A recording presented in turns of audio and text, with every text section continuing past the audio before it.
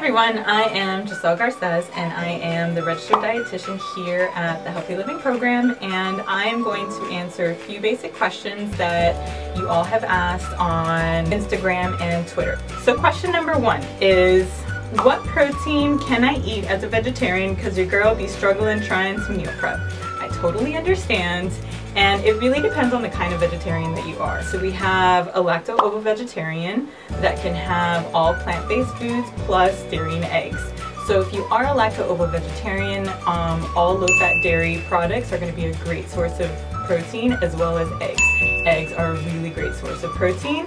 And if you get bored with that, also remember that nuts, seeds, nut butters, legumes, beans, soy products like tofu, tempeh, all of those foods are going to provide tons of protein as well. So just being able to give like a good protein source in every meal and snack, and you should be able to get enough protein in your diet. If you are more of a vegan, then that will be a little bit harder, because then dairy and eggs will not be in your diet, or other animal byproducts, and you're still going to stick with nuts, nut butters, seeds, legumes, beans, tofu, soy products, tempeh, all of those options, and you can still get a good amount of protein using those in every meal and snack. Question number two, what to eliminate from my diet in order to target belly fat?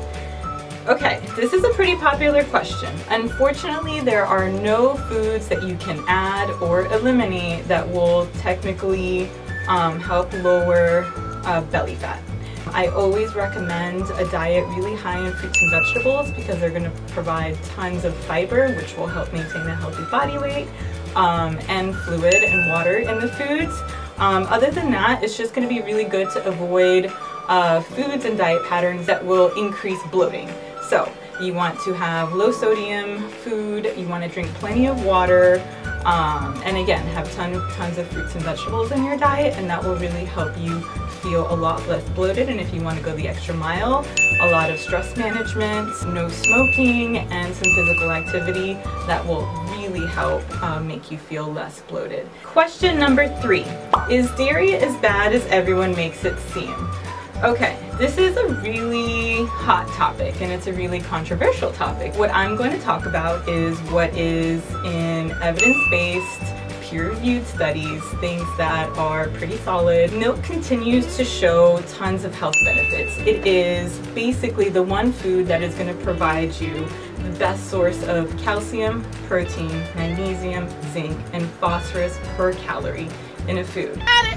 He needs some milk! So if you try to have a diet that has no dairy in it whatsoever, it will be very difficult to get the amount of calcium you need, because actually calcium in dairy is going to be much better absorbed in the body than calcium fortified foods. And calcium fortified foods will not have all of the other nutrients that dairy provides. You know, go with your gut. If you are lactose intolerant, you can take lactase enzymes, or just focus on the dairy sources that have less lactose. Hard cheeses and yogurt are going to be really great sources there for you. And if you have a dairy allergy, then obviously it's probably not going to be a good idea for you to have dairy. Dairy is not something to be scared of. It still provides a ton of health benefits, but if you really feel that you can have a healthier diet without dairy, just make sure that you're having a lot of different varieties of food, and maybe even taking a multivitamin to help make sure that you're getting all of the vitamins and minerals that you need. So last question, intermittent fasting. This is another really popular question and topic because a lot of people are talking about it. Fasting, intermittent fasting, is just another form of fasting, and fasting has been around in the general population for hundreds and thousands of years. Intermittent fasting, specifically in regards to dieting and weight loss, what this means is having a period of time in the day where you eat and a period of time in the day where you don't. Usually what this looks like, and people have different times, but usually what this looks like is skipping breakfast and really only having lunch and dinner. Basically, you're eating between the hours of 12 to latest 8 p.m. Usually it's more like 12 to 5 or 6. And in those few hours of the day, you're having 2 meals, and then the rest of the time period in the 24 hours of the day, you are not eating. In this fasting period, your body is going to use fat stores for its energy sources. And this helps eventually, hopefully, reduce adiposity in the body, so fat mass in the body. and this can help lower markers of cardiovascular disease and help prevent some chronic diseases. Now, fasting isn't right for everybody. Some people really have a hard time not eating breakfast because the hunger can be very disrupting to their day and distracting in their day, and make it very difficult for them to function on a normal basis. Some people, a lot of people, are totally fine with skipping breakfast and can go out their day, but a lot of people I see tend to over make up for not eating for long periods of the day and eat way more than what they need at lunch and dinner. In those hours with those 2 meals, you still want to eat about what your body needs. The good thing is you don't necessarily have to restrict certain kinds of foods like in other fat diets like the keto diet or anything else. And again, this isn't for everyone. So somebody who can find this time frame realistic and not overcompensate for that hunger or not eating at other time periods, then this might be okay for you.